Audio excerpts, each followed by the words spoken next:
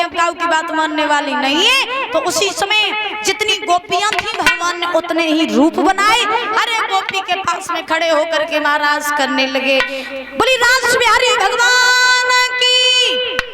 आज इधर सारी देवियां अपने अपने विमान में बैठ करके महाराज देखने के लिए चली। सुन रही हो मैया, बात समझ में आ रही? सही बताइयो मम्मी के सुन। हाँ तो ध्यान रखना, आज सारी देवियां अपने अपने विमानों में बैठ करके महाराज देखने के लिए आई और इधर कैलाश पर्वत पे बैठी रही पार्वती भोले बाबा के संग। सो बेऊ महाराज तैयार हो के चली। रात का समय था। भोले बाबा ने पार्वती से पूछा कहाँ जा रही हो रात में? पार्वती बोली तुम्हें नहीं पता। भोले बाबा बोले हम कहाँ जाने कौन जा रहे? पार्वती बोली तुम नहीं जानो तो हम जा रहे वृंदावन में।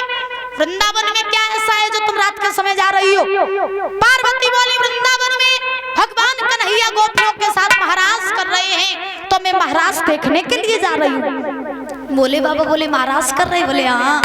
भोले बाबा बोले हम चले। पार्वती बोली तुम नहीं जा सकते हो। क्यों नहीं जा सकते? पार्वती बोली कि वहाँ पर जेंट्स अलाउ नहीं है, वहाँ सिर्फ लेडीज जाती है, तुम नहीं जा सकते। भोले बाबा बोले नहीं मैं तो जाऊंगा। पार्वती बोली कैसे जाओगे तुम? जहाँ पुरुष वहाँ पुरुष जाते ही नहीं है, तो तुम कैसे जाओगे? भोले बाबा बोले हम कुछ नहीं जाना, तुम्हें तो लिवाए के चलो। पार्वती बोली देखो अगर तुम मेरे संगे गए तो सबरी देवियां अकेली अकेली गई है, काऊ अपने देवतन को लिवाए के नहीं गई, सबके घर ही बैठे, तो तुम हमारे संगे कैसे जाइयो?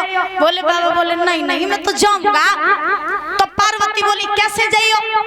तो भोले बाबा ने एक बात कही सुनो, तुम मान नहीं रही हो लेकिन छोड़ेंगे ना हम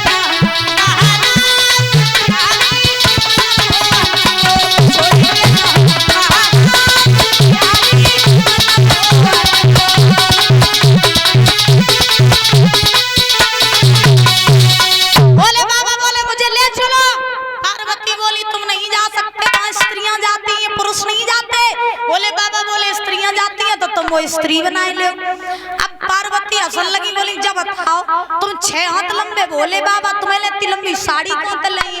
अब मान ले साड़ी ले आई तुम्हें पहनाई दई, फिर तुम्हें जो लंबे लंबे जटा जूट फिरने कैसे जाके हो? क्या करियो? भोले बाबा बोले हम कछु नहीं जानत, मोय तुम नारी बनाओ। जब जिद पकड़ ली तो आज पार्वती ने भोले बाबा को साड़ी पहना करके और लंबो घूंघट बांध दो। और महाराज भोले बाबा से बोली सुनो तुम ते वृंदावन में कोई कछु कात रहे, काऊ ते बोलवे की जरूरत नहीं। अब कोई तुम ते कहे कि तुम किन की बहुआ तो कछु न बोलियो, तुम मुंह न खोलियो। और अगर तुम धोखे से बोलिए तो सब फल पट्टी खुली रह जाए, तो चुप ही बने रही। बोले ठीक है। तो आज भोले बाबा नर से नारी बन गए, आगे आगे पार्वती पीछे पीछे भोले बाबा। और कितना सुंदर दृश्य है, सभी लोग बोलेंगे ताली बजा के। एक दिन भोले भंडारी और बन के ब्रज की नारी वृंदावन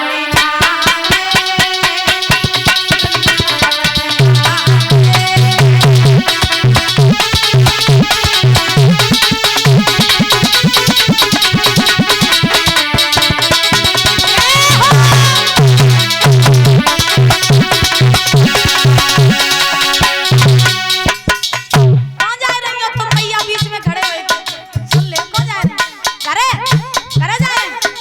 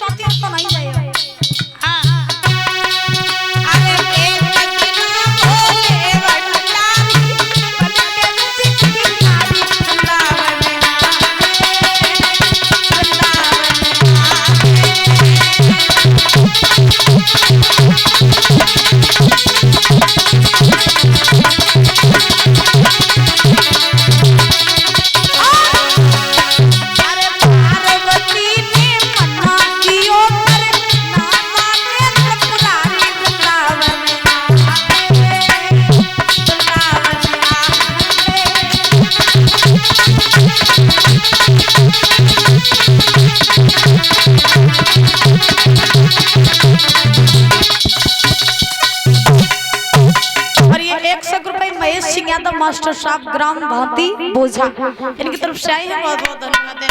बोले बाबा चले चलते चलते आज दादा पहुंचे हैं कहाँ, वृंदावन में यमुना के किनारे। यमुना के किनारे महाराष्ट्र में घुसने के लिए एक मेन गेट था, मेन गेट। तो मेन गेट पे तो गोपियां पहरेदारी कर रही थी और चेकिंग लगाए थे कि भीतर कोई पुरुष तो नहीं जाता है। हाँ, तो चेकिंग जब लगाए रहे सो आगे आगे पार्वती पीछे पीछे, बोले बाबा लंबा घूंघट मारे चले आए रहे।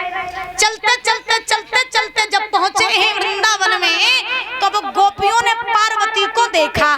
जब पार्वती को देखा तो एक बोली बहना पार्वती आए रही, दूसरी बोली आए रही सो आए रही, लेकिन जो संग में लंबी चौड़ी बहुरिया गिन गिन आए रही। हाँ, आगे बढ़े चलते चलते चलते चलते पार्वती ने महाराष्ट्र में घुसने का प्रयास किया। लड़कियां बोली न थम जाओ, न रुक जाओ, कौन जा रही हो? पार्वती बोली जब सब जा रहे तो हम जा रहे, महाराष्ट्र देखबे काजे। लड़कियां बोली हमें एक उत्तर दे जाओ, काय को पूछो। तो लड़कियां बोली जब बताओ कैलाश पर्वत पे तुम रहती हो अकेली और तुम्हें एक लड़कन को ब्याह नहीं भाव, फिर जब बताओ जब बहू किन की है, जब बहू किन की है? बोले बाबा ने जो बात सुनी सुबह तो महाराज से मिटी है। बोले बाबा पीछे घूंघट कर लो, सुना होगा धोखे तो खुल जाए।